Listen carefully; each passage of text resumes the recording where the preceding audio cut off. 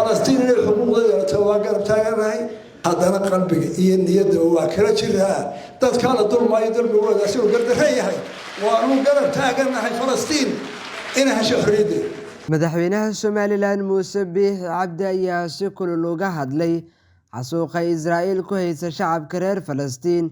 gaar ahaan duqeymaha ay ku haysa Gaza. Korneyl Muuse Biixi ayaana shaaca ka qaaday inaan laga aamusi karin xaaladda Falastiin, wuxuuna sheegay in burbur iyo baaba uu ka socdo magaalada Gaza. Sidoo kale waxa uu sheegay in dad ku dhow 9,500 ay dileen ciidamada Israa'iil kuwaasoo 70% ay yihiin caruur aan waxba galabsan. Madaxweynaha ayaana ku eedeeyay wadamada reer galbeedka inay indhaha ka daawanayaan Falastiin, qaarkoodna Israa'iil ku garab istaageen dagaalka sida Mareykanka iyo UK.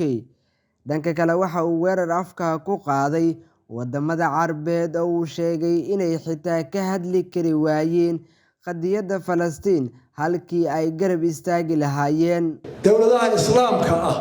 oo tireentay leeyihiin bablooshinta leeyihiin iyo awood hayaan inay ka hadli waayaan ka gabadaan oo ay ka hadasho dowladaha Latin America oo dhamaantood muslimku ku yar yahay oo qaarkood xilka u gooyaan ay hadaan waxan biyad wax loo qaadan karo ma Somaliland inkastoo maanta toona qalbiga ciidan oo ugu horeysa xaq ay ku jirtaan lahayn haddana qalbiga iyo niyadda waa kala jiraa dadka la dulmay dulmigooda si uu gardaray yahay وأنا قدر تاجرنا هاي فلسطين إنها شهريدي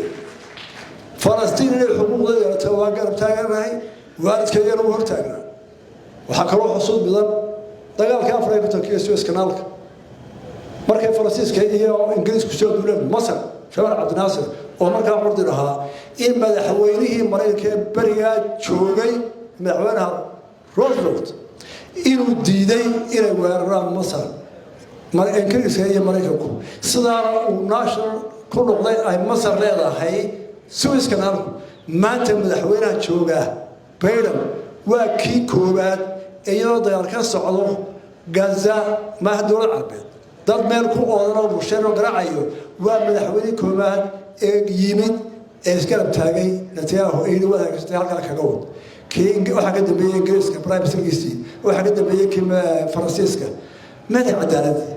hadalka madaxweynaha Somaliland Muuse Biixi Cabdi ayaa ku soo aaday iyadoo horey uu uga hadlay ra'iisul wasaaraha xukuumadda federaalka ee Soomaaliya Xamse Cabdi Barre oo sheegay in shacabka Soomaaliyeed ay garab taagan yihiin reer Falastiin isla markaana ururka Xamaas uusan ahayn urur argagixiso balse uu yahay urur u taagan difaaca shacabka reer Falastiin.